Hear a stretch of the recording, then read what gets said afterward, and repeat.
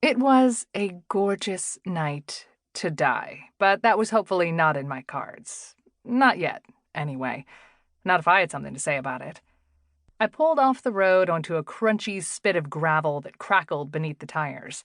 I sat with my fingers still wrapped around the wheel, the headlights blazing brightly onto an overgrown bush freshly greened with brand new baby leaves. If I shut off the engine, I'd be able to hear the creepers properly. You know, those little frogs that sing like hell in the spring looking for a mate, those guys. They were wailing their hearts out tonight, a buzzing chorus of appetite and abandon. As I turned the key in the ignition, as I shut the car off, the headlights cut out, and I was thrown into complete darkness. Complete darkness with a frog symphony for accompaniment. I sat in the dark, closed my eyes, and said a quick prayer. Before everything, I wouldn't have considered myself the praying type. I was pretty happy with my no beliefs, keep an open mind, but question everything philosophy I'd created for myself in the years I'd been alive and kicking. But then, everything happened. And now, before I rush headlong into danger, as I tend to do, I say a prayer to anyone who might be listening. It goes a little something like this. Hi, it's me, Wilhelmina, and I mean, you probably already know this. I like to go by Billy.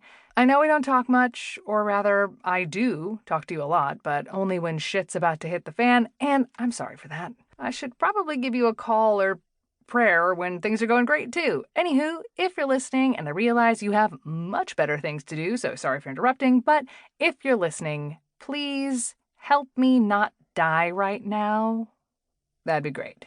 Please and thanks, and, amen, I guess.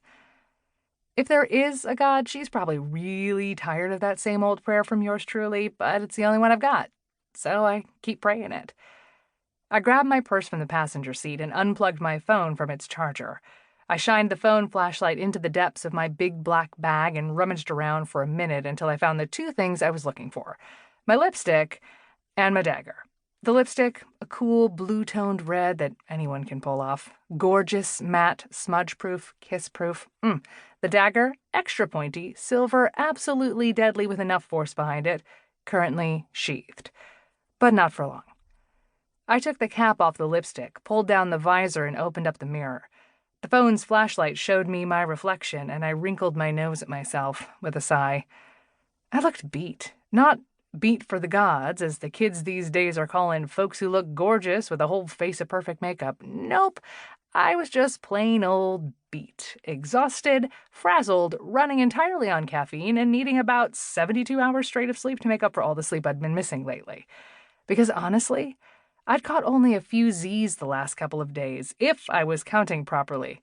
I was close to about 7 hours in the past week. But that was hopefully going to change after tonight. Hopefully.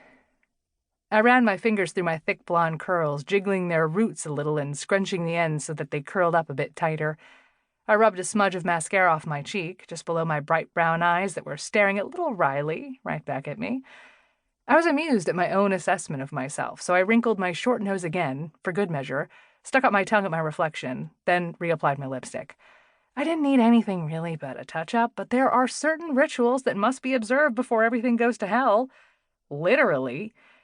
I like putting on a new coat of lipstick for good luck. Don't ask me how that little ritual got started, but it's mine, and I always do it before everything goes to hell. You'll see what I mean in a minute.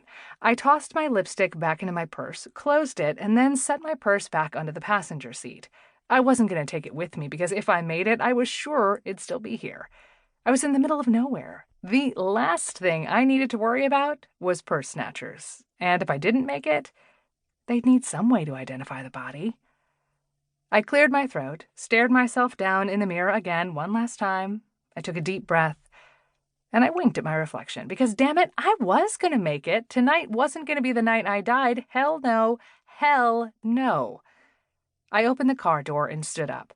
My 3-inch heels slowly sunk into the gravel until my body was forced to curve backward gently and my balance became non-existent. I sighed and toed off the shoes before tossing them into the car, and I took out my flats from the back seat. In the light of the car door, I pulled them on, wiggling my toes.